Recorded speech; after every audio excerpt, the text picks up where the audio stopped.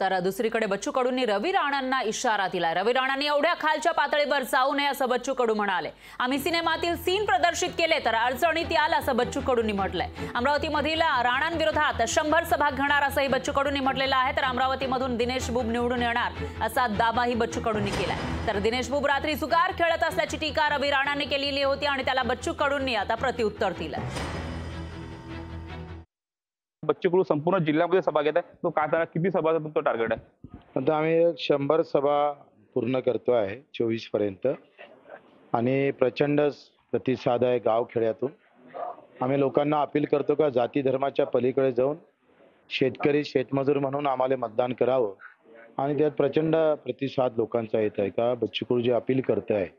कारण आता प्रचार चालू असताना कापसाचे भाव पडले 800 रुपयानं आणि तुरीचे भाव सुद्धा पडलेले आहेत आणि मग अशा अवस्थेत हा रोष मतदानातून दिसला पाहिजे आणि हे सगळ्या गोष्टी जेव्हा आम्ही सांगतो तेव्हा लोकांचा प्रचंड प्रतिसाद आम्हाला भेटतोय। कारण आम्ही निवडणूक जाती धर्मावर नाही मुद्द्यावर लढतो आहे, त्या मुद्द्यावर आम्हाला हे निवडणूक जिंकता येईल। तुमचे जे उमेदवार दिनेश बुब त्यांच्या रवी राणांनी गंभीर स्वरूपाची आवाज करतात, जुगार करतात, दारू पितात असे रवी राणांनी आरोप। मला वाटतं इतक्या खालच्या पातळीवर रवी राणांना जाऊ नये।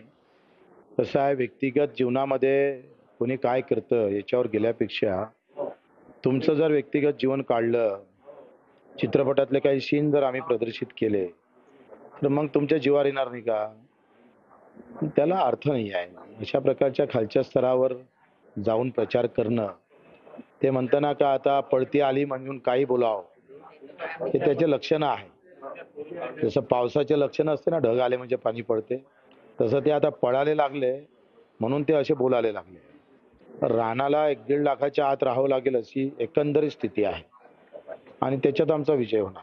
सूरज दहाट, लोकशाही मराठी, अमरावती। लोकशाही मराठी ऐका, पहा, जागरूक रहा।